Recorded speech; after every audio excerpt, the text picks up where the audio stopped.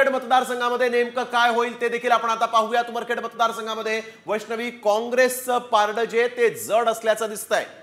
त्यामुळे नेमकं पाहणं गरजेचं आहे की उमरखेडमध्ये कोणकोणते नेमके दोन उमेदवार होते, त्यांच्यामध्ये लढत होती। आपण पाहतोय काँग्रेसचं या ठिकाणी पारडं जड होतं, तर नेमकं मतदारांनी कुणाला कौल दिलाय तेही एकदा आपण पाहूयात। आणि आपण बघतोय साहेबराव कांबळे काँग्रेसचे संभाव्य आमदार आहेत, तर किशन वानखडे भाजपकडून निवडणूक लढत होते। परंतु उमरखेडमध्ये काँग्रेसनं हा मतदारसंघ राखलेला आहे। काँग्रेसला हा मतदारसंघ राखताना यश येईल असं दिसतंय। उमरखेडमध्ये संभाव्य आमदार आहेत साहेबराव कांबळे आणि ते या ठिकाणी निवडून येऊ शकतात। उमरखेडची जनता ही साहेबराव कांबळे यांच्या पाठीशी, काँग्रेसच्या पाठीशी उभी राहील असं दिसतंय। आणि नेमकं कारण काय आहे की साहेबराव कांबळे उमरखेडमधून निवडून येऊ शकतात, संभाव्य आमदार होऊ शकतात, ती कारण आपण जाणून घेऊयात। त्यासाठी थेट जाऊया उमरखेडला। आमचे प्रतिनिधी अरविंद ओझलवार यावेळेस आपल्या सोबत जोडले गेलेले आहेत। अरविंद, नेमकी काय कारण आहेत साहेबराव कांबळे यांची निवडून येण्याची?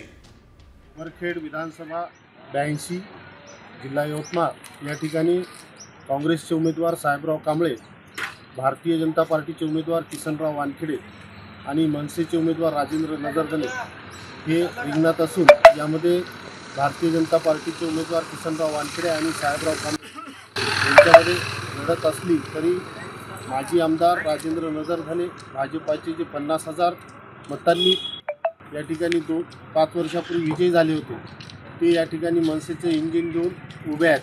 त्यामुळे या तिरंगी लढतीमध्ये कोण बाजी मारणार हे 23 तारखेला समजेल। परंतु जर इंजिन आणि कमळ महागाव तालुक्यामध्ये इंजिनचे मतदान आणि उमरखेड तालुक्यामध्ये कमळाचे असं जर चित्र राहिलं तर यामध्ये कमळाच्या भाजपाच्या मताचे विभाजन होऊन या ठिकाणी काँग्रेसचा उमेदवार या ठिकाणी विजय होण्याचे चिन्ह आसार या ठिकाणी दिसत आहे।